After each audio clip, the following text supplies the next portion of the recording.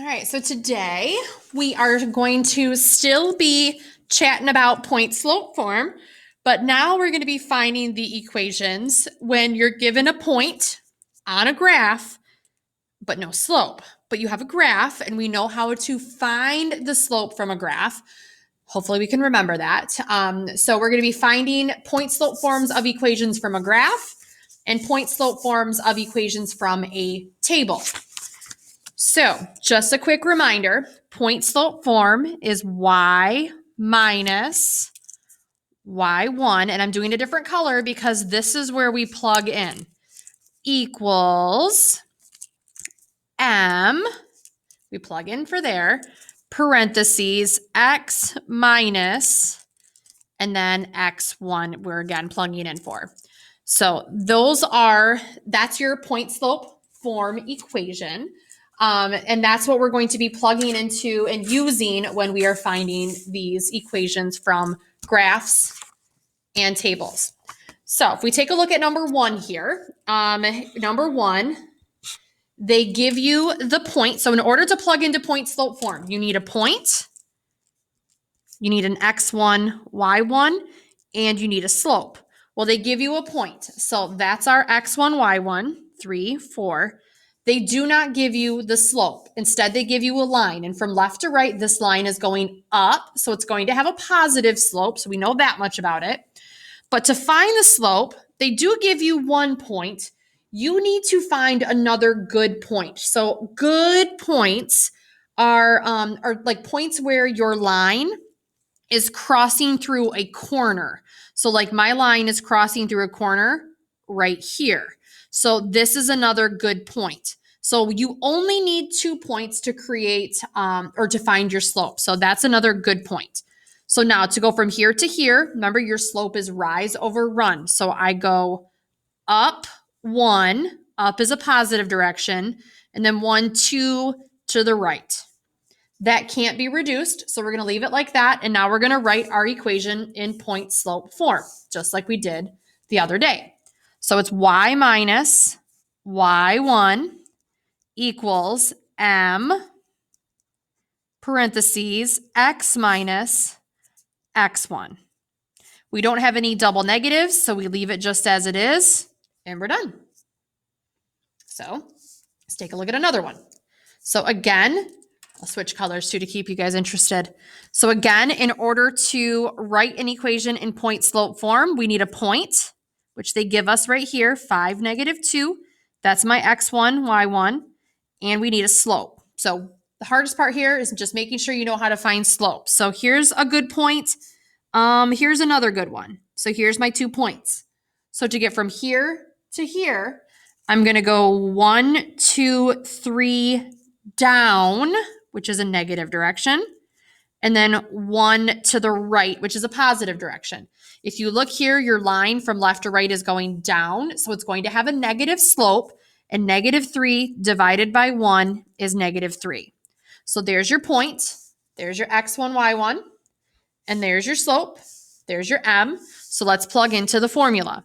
It says y minus y1 is -2 equals m, which is -3, parentheses, x minus x1 is 5.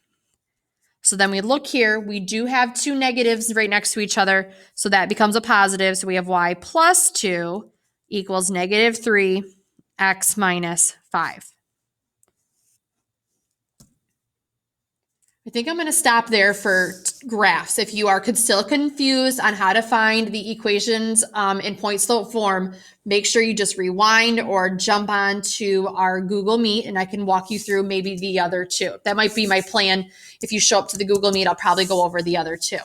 So let's take a look at tables. So again, we're going to be writing the equations in point slope form. So y minus y1 equals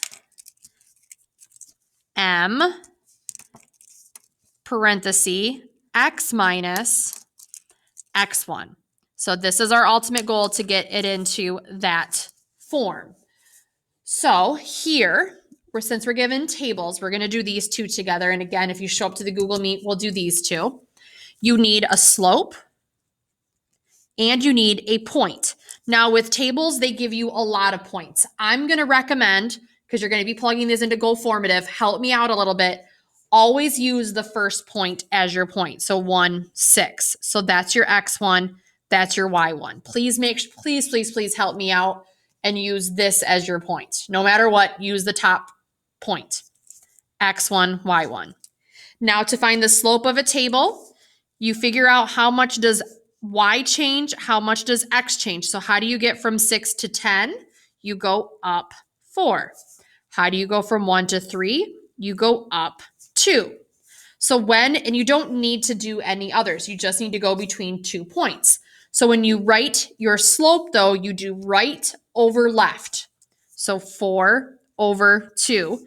And 4 over 2 reduces to 2. So now I have my slope and I have my point. I can write it in point slope form. So y minus y1 equals m parentheses x minus x1. No double negatives, so I can leave it just like that and I'm good to go. Same thing with number 6. A little separation there. We need to figure out our slope and we also need to figure out our point. Always use the top number or the top numbers for your points. Help me out. Help yourself out. Make it easy on you. X1, Y1, negative 2, 12. Then to find your slope, to go from 12 to 7, you go down 5. And then to go from negative 2 to 0, you go up 2. So when you write your slope, you go right over left. So negative 5 over 2. That can't be reduced, so leave it as is. Now we're going to write it in point slope form. Y minus y1 is 12 equals m parentheses x minus x1.